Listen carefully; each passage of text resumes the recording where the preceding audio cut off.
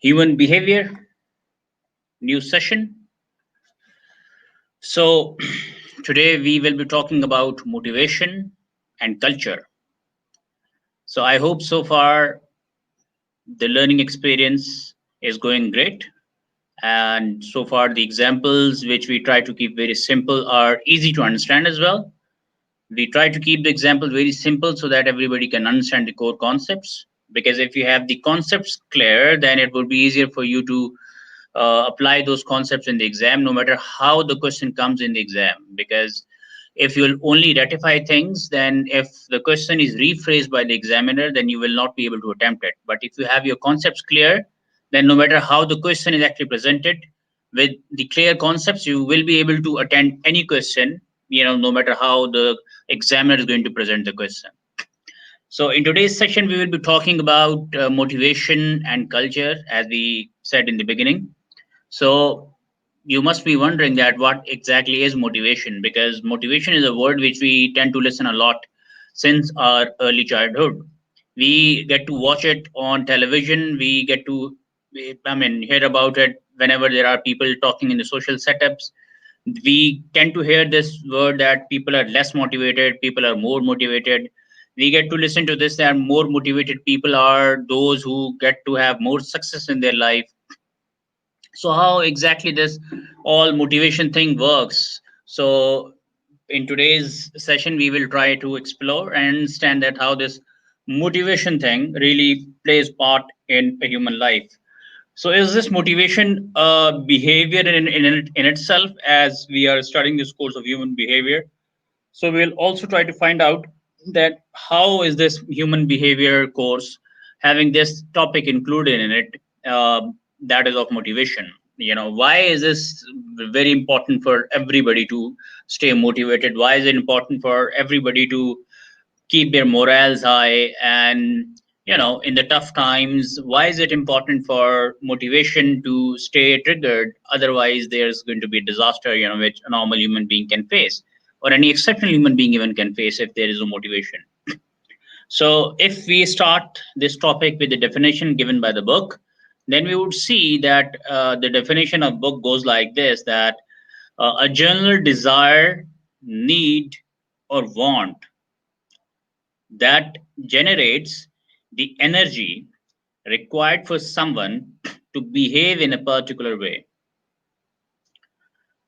A general desire, need, or want that generates the energy required for someone to behave in a particular way. This means that there is actually a motive behind the action, which is really an impulse that will trigger the motivational cognitive process, which will lead an individual or an animal, for that matter, to act on that impulse. So, as we have just read, that motivation is something which always has a trigger behind it. There is always something which is creating this motivation thing to get activated. Because if you are motivated, then motivation is actually a state of mind, actually a state of mind in which your brain is ready to take on any challenge. Motivation is a state of mind in which you would be geared up for any challenging situation whenever there is in the life. So if you want to excel in life, and if you want to achieve big goals in life, then you would need to be motivated. As we have understood from this definition, that a desire is a wish of a person to do certain thing or to achieve something. Desire is your, inner inside. There is some emotion which is making you want to have something. So that emotion of wanting to have something is actually called desire. Need or want that generates, so the energy required for someone to behave in a particular way. So motivation is something. Motivation is a state of mind which is required by, at what age group particularly? This is a question now. So is this only required for an individual who is at the early stage, which is their age of their being, I mean, at the age when they are students only? Or is it something which is required by teenagers when they are entering into colleges or universities? Or is this something which is required by people who are starting up with their careers as an entrepreneur, or as a person who has recently started the career or any job somewhere? So this is now a question, and or is it going to be something required by a person who is now, crossing the 40 and entering into a second big phase of life? uh, as far as our part of the world is concerned, 60 is generally taken as an average um, age, which I mean, actual age of survival, a normal age where people would, tend to live for this long period. And there are certain people who obviously cross 60, they touch 70, they touch 80, but very rarely you would have heard that people are crossing actually 100. There are very rare cases. Mostly people are, if we have taken the average, if people have taken the average, that by the age of 60 people tend to just um die, and they just, go away from this world. So now, is this motivation something which is required by people who have crossed their 40s, because now they have touched the peak of their life, and they have entered into the zone of life which is now called the zone of becoming old, an old age zone? So, or is this something which is required by people who have crossed their 50s? Now they are now a little more senior, and they're more approaching the, old ages, or people who are now 60 and above, which is actually taken as old age. So is this something which is going to be required by people of only old age? So this is really something which, if answered properly, if understood properly, then we would get to know that that this is an area which cannot be neglected. I read it from the book of Dale Carnegie, a very good writer on personal development, human development. He wrote that we need motivation just like the way we need food to survive. Just like we need food at the time of breakfast, at lunchtime, and at the dinner time.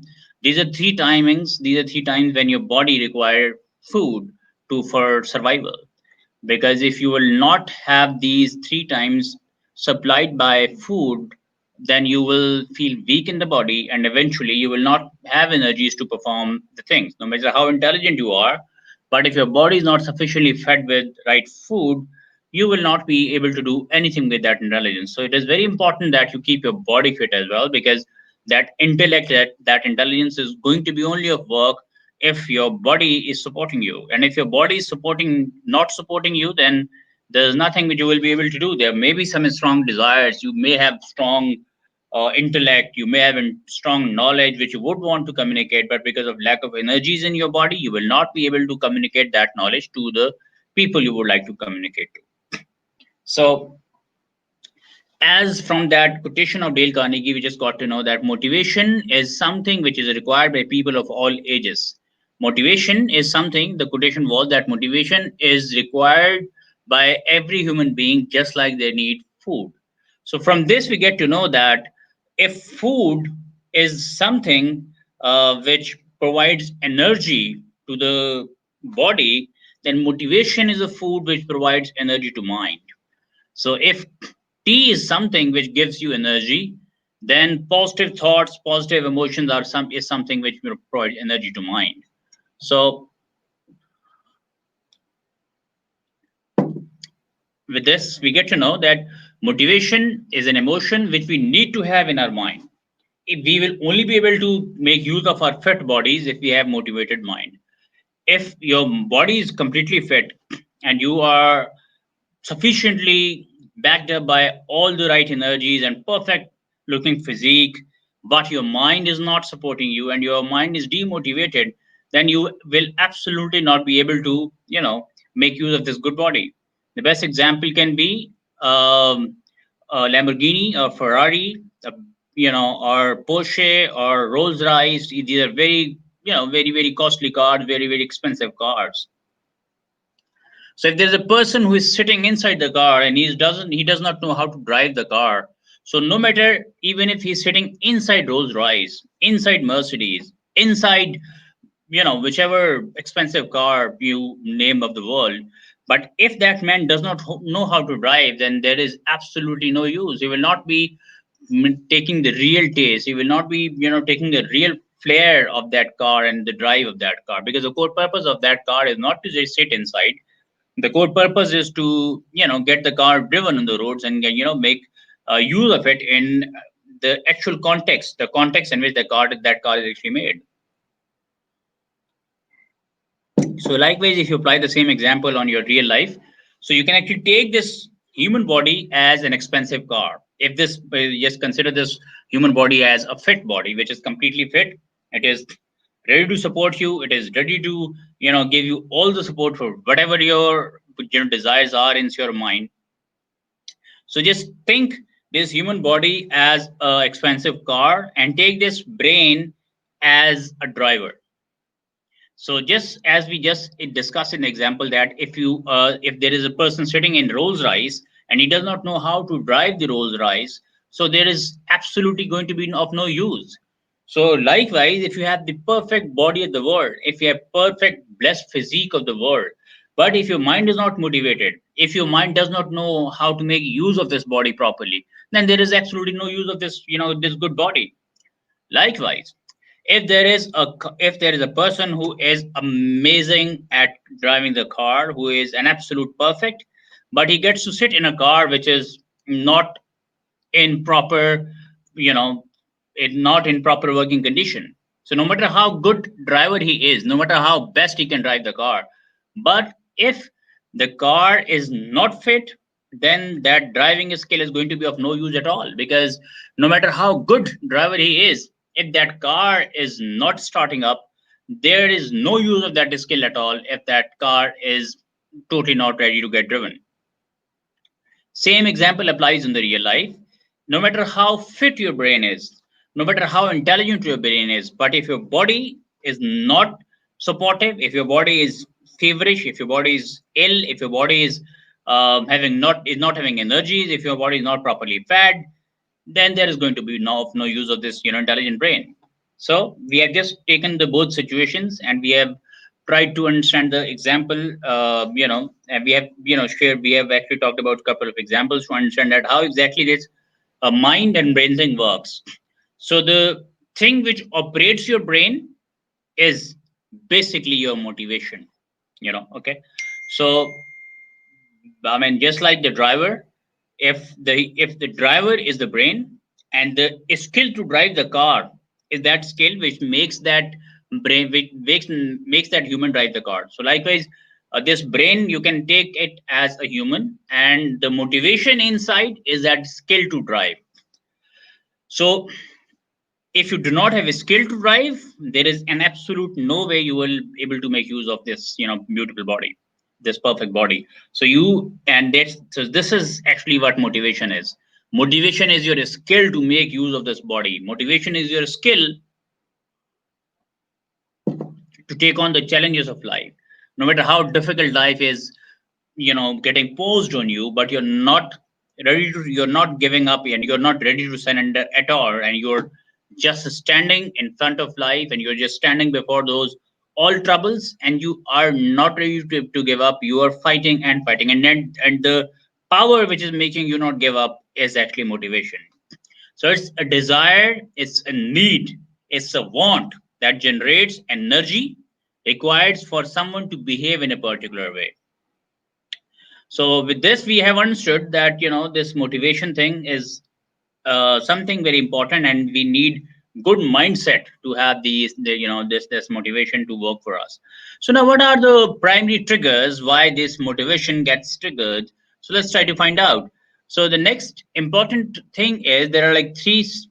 You can actually call it three reasons why we get to have this motivation. There are primary motives, there are general motives, and there are secondary motives. Just as we discussed that this motivation is always going to be triggered by something. By when we say this, we actually the we what we mean by that is there is always going to be a reason we will have this motivation. So until unless there is no reason, there is going to be no motivation. So This is the reason why we say that we need to be clear in my mind, in our mind, that what we are doing and what is the reason of doing that. If we have clear reason in our mind for doing certain act, only then will we be able to stay motivated, stay energetic, and stay pumped to achieve that desire and achieve that goal. Because the reason we drive our bodies and our we take ourselves into troubles is that reason, that bigger goal, or it is because of our family, or it is because of us to enter into new relationship, or it is us for for getting inspiration, or we have this desire of get adventure, or we would not like to get settled for mediocre life. We will do achieve would like to achieve big life, or we have this thing for armed forces where there is no settled life, there is very restless life, and we would want to become lawyers, teachers, good students. We would like to become good students. We would like to score big. So there is always going to be a reason why we will do what we do. Okay, so that reason is actually motivation. So the primary motives are physiologically based motives. These physiologically based motives are basically primary motives. These motives are not learned by any individual. I mean, this is something which naturally comes into you, which actually this is not something which you learn externally. This is a natural process in you which keeps you motivated. For example, hunger is something which you do not learn. At a certain time, your body starts feeling to have a need, having of eating something. Thirst, this is also this is not something which you learn. This is a basic human need which you get to feel, and you would like to get it satisfied with water. So likewise, sleep is also something which you do not learn. If you continue working and working and working, a time comes that when you feel very tired and you would like to have rest. Even if your brain is wanting to work, but your body will not support you, because your now body would be very tired, and now that in response to, which in result will make your mind go tired as well, and eventually you will fall asleep. You will fall asleep, other because if you have done a lot of physical exercise, you have been exerting a lot, so there is going to be a natural process of sleep. So that is something which you um, which is going to come automatically. So now these are the primary motivate three examples we have just discussed. This is hunger, thirst, sleep, or these are the basic human needs. Basic human needs. I mean, we would like to cover ourselves with a good clothes. This is also basic human need. So now so some to some extent you can actually take it in the second level of needs, but this is actually a basic need. That you would like to have a good home to live, or at least a home to live. You would like to have food, and you would like to have clothing. These are basic human needs, which are the triggering reason for so many people to do whatever they do. Many times you would come across thieves who, because of their poverty, would indulge into crime, and that crime is not something which they wanted to always do. This is uh, their level of tolerance breaches, and they reach to a state where they cannot survive if they will not indulge into that act. So the poverty, the if the poverty is not met with the right supply of desired things, then eventually the crime is going to get committed. So there is also psychology of crime. If you would read that, if there is for every criminal, there is a motivation why they would conduct a crime. So a good thief, if you just take it positively and if you discuss positively, so there are going to be criminals who would not be wanting to indulge into that crime, but just because of being in the state where they do not have ample food, they do not have ample shelter, they would indulge into crime. So this is very important. This is a very important factor which triggers a person to indulge, to get into in a state of breach of law. So the primary motives are hunger. Many times you will find people committing crimes because of the basic human need of having food for themselves, for their parents, for their children, for their relatives. So if somebody is not having food, so there is a probability that there is going to be crime. And likewise, there are people who would be working very hard. If they have their basic human needs being met, if they have their basic supply of food being provided very normally, then they would like to have better food. You see, so, okay, since we are right now on the primary motive, so just stick to that. Said this is the basic human need that they would like to have food 3 times a day, at least 3 times a day, morning, that noontime, afternoon time, and at night time. So, thirst is also something which is very you cannot survive without with. You will eventually need to have water. You will be desiring to have tea, or at least on the lowest side you will be needing water to survive, you see.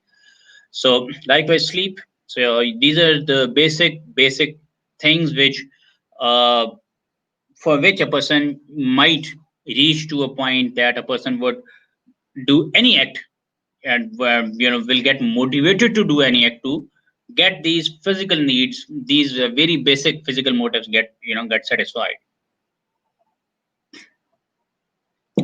So the now after this primary motive, the second motives which are discussed in this course outline are actually journal motives. In the journal motives, these are not purely physiological, and also they are not purely learned as well, because there are certain things which you learn. What is the what do we mean by there are certain motives which you learn, as we discussed earlier, that you see that hunger is a basic human need. So there are certain people who would at least like to have bread, and at least like to have something with which they can actually have this bread, and they could get themselves supplied with food in 3 times a day. So once you have this basic human need met, and now you start to have this ample supply of uh, ample supply of things through which you can actually buy better things. You have good money coming to you. Now you would want to have, from your very basic level of food, you would like to go modern, you would like to advance your, yeah, this need, I mean, this need of hunger is going to get driven to you. It's going to make you get driven towards better restaurants. You will step up, you'll go to you'll go to KB's, you'll go to McDonald's, you'll go to KFC or any restaurant like that, where you can actually have the same need of hunger getting met with little better food. So likewise, once you get more better, once you get more supply of this basic human need, once you get more money, then you would eventually like to go to big hotels. You would like to go continental. You would like to have more better food, expensive food, because now you have more supply of money. So I mean, now this basic human need, which is of getting yourself fed with the right food, and that once that also that keeps on increasing. Once you have better money in your pocket, so you would like to get yourself satisfied with better and better food. So in journal motivation are not purely physiological and not purely learned. So in this, when you are talking about journal motivations, in journal motivation, there's certain motivation which is coming to you. There are certain reasons you will do things because of your primary motivation, and there are certain things which you will do because of your journal motivation. Just to it, I mean, this is to, I mean, this is something to, if you have we have set classes in our society where we talk about lower class, middle class, and upper class. Upper class, like going all in luxuries and stuff, but middle class is having some basic needs being met in a proper manner, and then they have access to luxuries as well. So these journal motives, you can, if you talk about this topic of motivation from the classes perspective, so primary motives can be called a lower class. Primary motive is something which the people from belonging to lower class, mainly they will have these primary motives.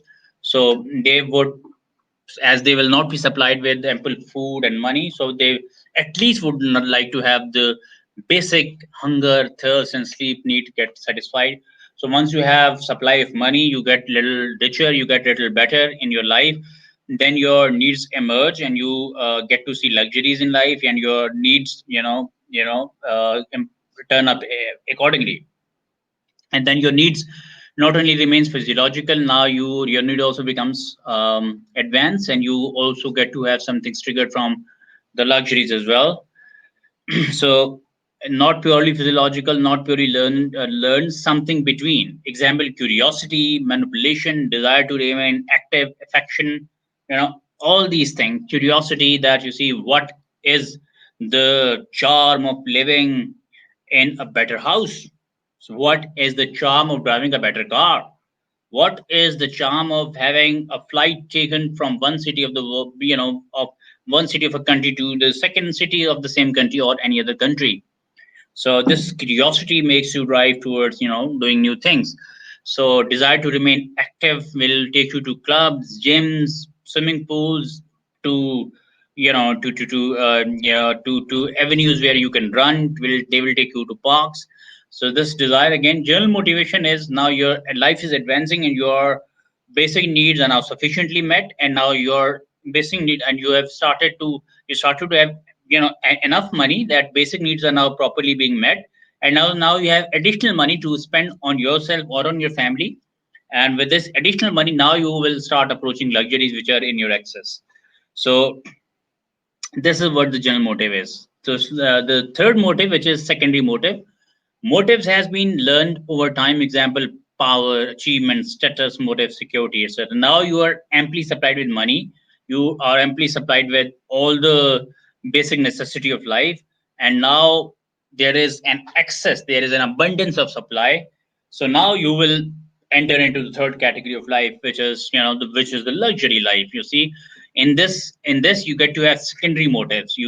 Motives has been learned over time. Now you will learn the new lifestyle. You will get to know that there is a better way to travel, there is a better way to live, there is a better way to spend money, there is a better way to get your food need met, there is a better way to drive your car, there is a better way to have your life partner chosen, there is a better way to start up your company, there's a better way you can actually meet uh, a lot of new business avenues.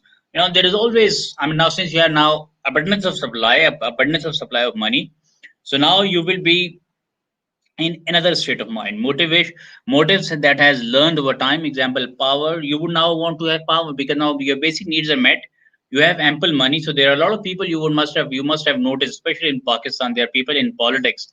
So they do not have much education. They're not backed by much education, but they're backed by money and power. You see, this money and power takes to the parliament house, and from there they start leading us.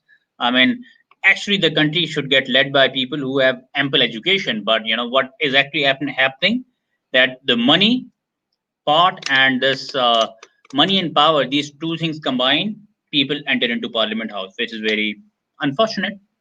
So because people who actually are intelligent, rather they should be the people reaching to the parliament house and assemblies to run the machinery of the country. So with this, we have come to know that you see there are three type of motivations: primary motivation, general motivation, and secondary motivation.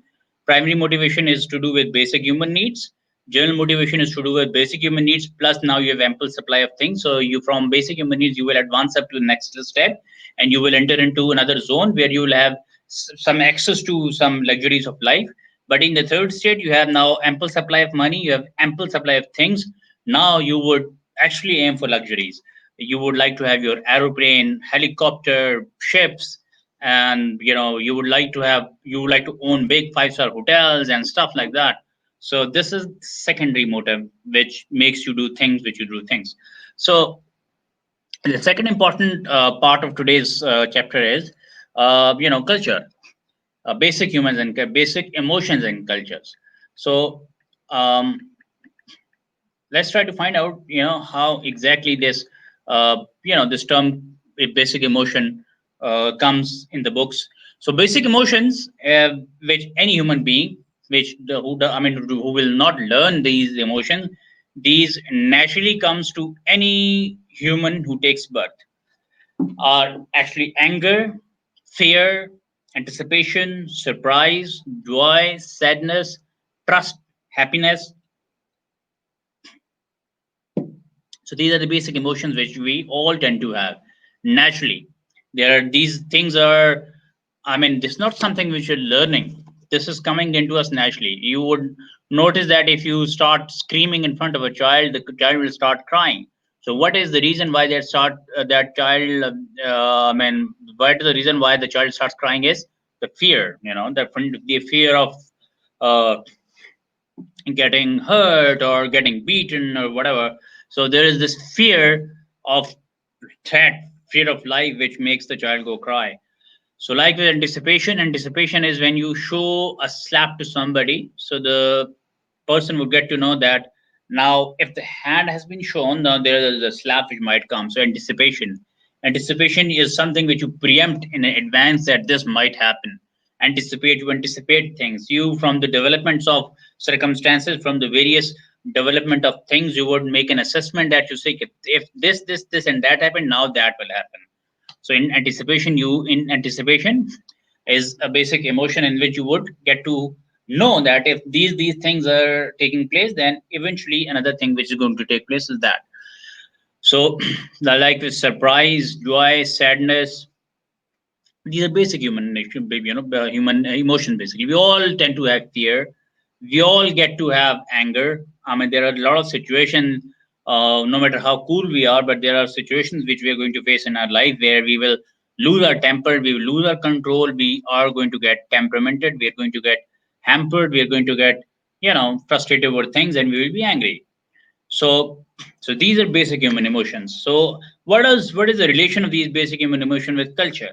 So culture is basically defined as culture is an umbrella term which encompasses the social behavior and norms found in human societies. Culture is something which is the way of living. In this, if you put it very simply, culture is the way human lives in any society. Like in Karachi, you will find different cultures. I mean, Karachi is a very big city. You will come across a lot of people from a lot of different backgrounds because people travel to Karachi, people come to Karachi for their lot of you know f- uh, a lot of needs. People come to Karachi for their job needs and stuff. So there are people, if you go to interior Sindh, if you go to Punjab side, if you go to uh, Khyber Pakhtunkhwa, there are people who have different cultures, they have different way of living. So if you go to America, if you go to US, if you go to Western world, people have different style of living. So culture is something, is the way of living. Simply put, culture is way of life. The way we dress up, the way we show up, the way we talk, the way we greet with each other. When we get to meet people, we say Assalamu alaikum. People in the Western world, they would say hello, hi, aloha, and stuff like that. They have got different their own terms. So culture is the way a society would, people in living in societies would interact with each other. The way they will dress up. There are people from Makran, they will have different style of wearing. There are people from Karachi, obviously. I mean, Karachi is like mix of so many cultures. So there are going to be people within Karachi, like I said, there are people from who will be within Karachi. There are going to be different people with different cultures within their lives, within their lifestyles. So culture is the way of life.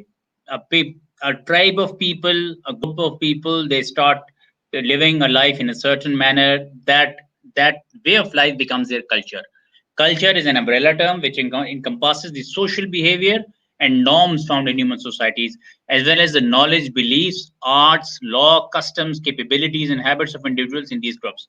Okay, like again, let's say there exist multiple cultures in different parts of the world, and even within countries, anyone can witness different social behaviors and norms. So the culture basically is the way we are going to live our lifestyle. People in the western part of the world, they would have short dresses. They won't have any problem wearing those short dresses, while in the Muslim culture this is taboo. People who follow Islam in a perfect way, they would not like to have people wearing short clothes. They would like to see people wearing proper clothings. So they have got different cultures. Like Muslims have culture of keeping beard. So there are people who also would not carry beard. I mean, if somebody is not having a beard, it will nobody can label that a person is not human. But traditionally, it is a norm which is now there in society that if there is a Muslim, then the person, the term, the culture of Muslim, as far as the culture of Muslim goes, the first thing which the imaginary appearance which is going to come into any person's mind of a male is going to be a guy with beard, you see. So this is a culture, this is a culture which is there, but there are a lot of famous human beings. There are a lot of famous people who, famous Muslims who were not having beard. One of the example is of Allama Iqbal. I mean, he was not having any beard, but he wrote beautiful poetry. He represented Muslims. He wrote very, very nice poetry. So, people just label there's certain things which are just attached with certain cultures. Likewise, in Western part of the world, people tend to have these alcoholic drinks, which is taboo in Islam, which is not allowed in our culture. So people will drink in normal parties. People will, in their normal way of life, people on the roads, they can, I mean, their way of living on in the and their social setups are going to be different. We as Muslim will not shake hand with opposite gender, but people in the non-Muslim societies, they would be fine, shaking hands with the opposite gender. So these are all various things which come in the culture. So culture is an umbrella term, and summing it up, culture is the way of life, is the way we choose our food, is the way we choose to live in our homes. There are a lot of people who will not have any problem if their home is being exposed. People can see inside their house from outside, they will not have any problem. But people, there are going to be people who will have problems. They would like to have their homes covered. They would not like to see people intruding into their homes. So they would like to have completely covered home, long walls, and with completely roof top, where they have their privacy being maintained very, very properly. So this is the way the cultures are actually designed. So I hope the culture part is now also clear, that its culture goes with the human societies, which society we belong to, which society we live in, and there are different languages that have got their own cultures as well. Like, it is very uh, I mean, if people from philosophy would understand this easily, that the superpowers, people would like to copy the superpowers, and the way they live their lifestyles are actually copied. Their lifestyles are actually copied. So this way, people would like to follow people from western part of the world. Why? Because these western people are actually uh, the superpower these days. So there was a time when Arabs were in power, so people would be happy learning Arabic language. They would be happy, learning and adopting their way of life. They wearing those long white clothing and stuff, and long black clothing and stuff, keeping the tie stuff on their heads and stuff. I mean, the way the Arabic appearance makes you look like. So the superpowers are followed by people who are living in the world. Since the time which we have seen, the superpower is America, or the power is actually coming from that part of the world. So we like to, we feel pride in, looking like them. If somebody would tell us that we are looking like a hero from the Western movies, or then we feel very, very happy. And I'm sure if the Western movies people are told that they are looking like somebody from the eastern part of the world, I'm not sure that if they are going to like this or not. From the third world countries, if they are being make a comparison with, they obviously are going to hate it. But we people, we tend to feel very happy if people will tell us that you look like Tom Cruise, or you look like any smart, or Princess Diana, stuff like that, you see. Any big famous person from the Western world, if people will make us compared to them, we will feel more happy. So the crux is that the superpower, the lifestyle of superpower, the culture of superpower is mostly adopted by people living in various parts of the world who do not have strong values. But if you have strong values, then you will follow your own values, you will follow your own cultures. So I hope with this, we now understand that, what are basic emotions, uh, and how these various basic emotions are, keeping us living in societies. How different cultures are actually created. We started with motivation.